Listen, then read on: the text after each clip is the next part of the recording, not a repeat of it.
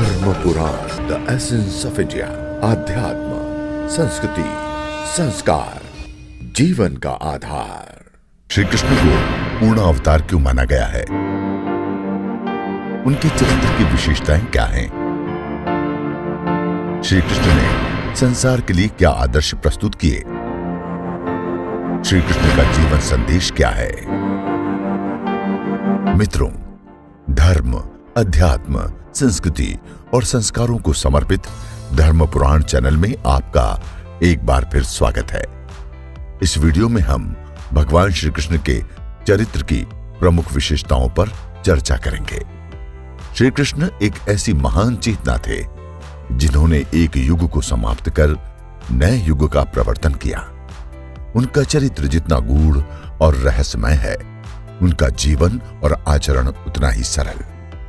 वो एक ऐसे अनूठे महापुरुष हैं जो अनेक विरोधाभासों को एक साथ जीते हैं।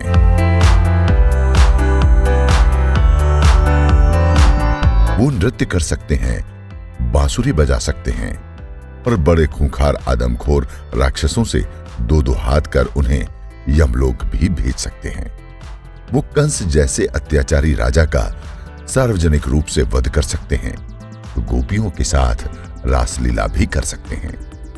वो इतने नटखट हैं कि उनके नटखटपन से यदि ब्रजवासियों को कुछ नुकसान भी हो जाए तो वो उसे हंसकर सहन कर लेते हैं, उससे खुश होते हैं। वो सर्वसाधारण लोगों की रक्षा के लिए कुछ भी कर सकते हैं।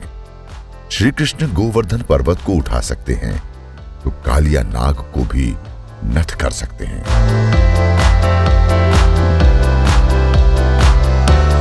वो प्रेम से परिपूर्ण है और सबसे प्रेम करते हैं। वही सत्य और धर्म की रक्षा के लिए महाविनाशकारी महाभारत युद्ध भी करा सकते हैं। उनके चेहरे पर जहां हमेशा एक मधुर मुस्कान खिली रहती है, तो दुष्टों का विनाश करने के लिए उनका रौद्र रूप भी सामने आता है।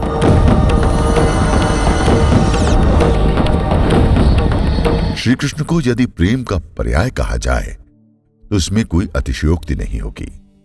उनका प्रेम सिर्फ अपने परिवार और ग्रामवासियों तक सीमित नहीं है।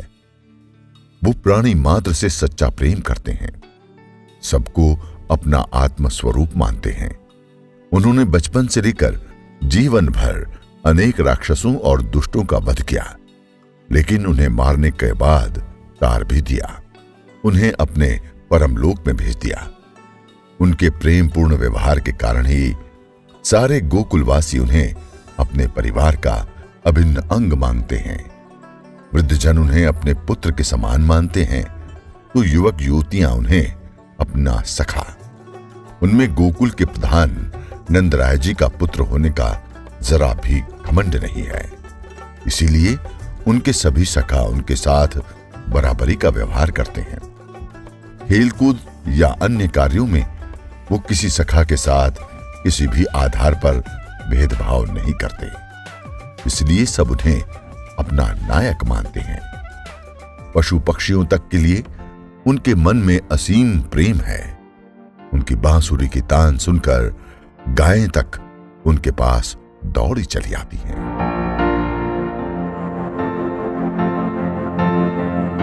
श्री कृष्ण बहुत निर्भीक और उदार भी हैं। कंस से पंगा लेते समय तो उसका वध करते समय उन्हें इस बात का भय नहीं रहा कि वो महाबलशाली मगधराज जरासंध का दामाद है और उससे शत्रुता बहुत महंगी साबित हो सकती है।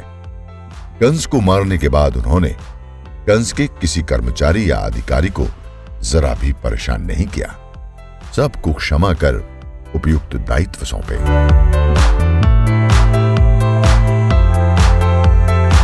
श्री कृष्ण ने श्रीमद् भगवद गीता में प्रसन्नता को भक्तों का सबसे बड़ा गुण बताया है।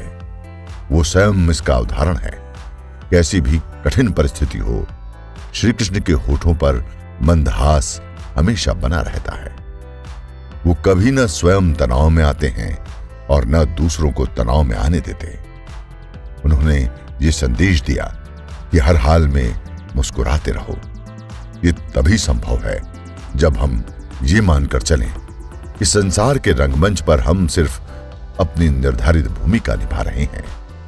अपनी भूमिका ठीक से निभाते हुए भी ये नहीं भूला जाए कि हम अभिनय कर रहे हैं, इसलिए उनके जीवन और कर्मों को लीला कहा जाता है। उनके लिए बड़े से बड़ा काम भी लीला से अधिक कुछ नहीं है।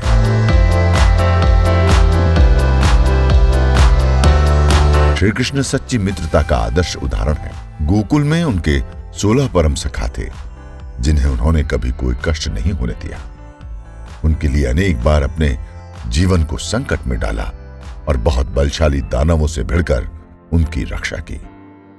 निर्धन ब्राह्मण सुदामा से उनकी मित्रता भारत ही नहीं, विश्व के इतिहास में सबसे आदर्श उदाहरण है। उज्जैन में गुरु सांदीपनि आश्रम में उनकी सुदामा से मित्रता हुई। सुदामा के आचरण के दोषों की अनदेखी करते हुए उन्होंने हमेशा बड़प्पन का परिचय दिया। जब श्री कृष्ण द्वारका का राजा बने, सुदामा उनके पास आए तो उन्होंने अपने राज सिंहासन पर बैठाकर उनके चरण धोए, उन्हें गले लगाया। सुदामा द्वारा लाए गए चावल के दानों को बहुत प्रेम से खाया। उन्होंने सुदामा के परिवार की काया पलट कर दी।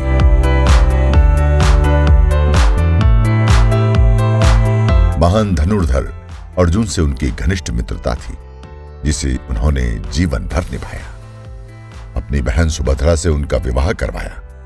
मोह के कारण युद्ध से विरत होने को तैयार अर्जुन को उन्होंने कर्म का रहस्य समझाकर युद्ध लड़ने के लिए तैयार किया। महाभारत संग्राम में उनके ही कारण अर्जुन के प्राणों की रक्षा हो सकी और पांडव युद्ध जीत पाए। उनकी सहायता के बिना यह संभव नहीं था। उद्धव भी उनके परम मित्र थे और उसे उन्होंने बहुत मान सम्मान दिया।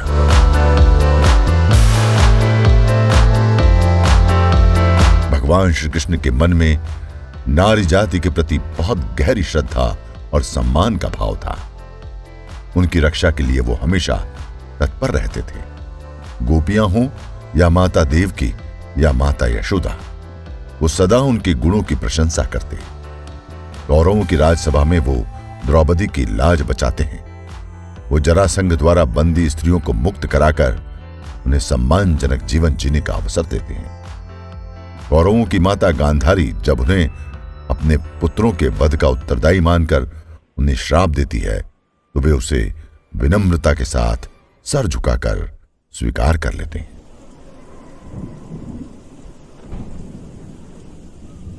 श्री कृष्ण का जीवन बचपन से ही बहुत संघर्षपूर्ण रहा। उनको जीवन के हर मोड़ पर घोर संघर्ष करने पड़े, लेकिन उन्होंने कभी संघर्षों से मुंह नहीं मोड़ा। उन्होंने संसार को निष्काम कर्म का संदेश दिया। इसका अर्थ है कि मनुष्य अपने द्वारा किए जाने वाले कर्मों का करने वाला नहीं, बल्कि माध्यम मानकर जीवन यापन करे।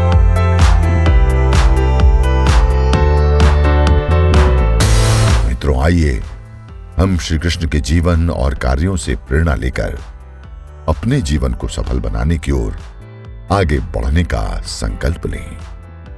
जय श्री कृष्ण। देखते रहिए धर्म पुराण। यदि आपको ये वीडियो पसंद आए तो कृपया लाइक करें, सब्सक्राइब करें और बेल आइकन को जरूर क्लिक करें।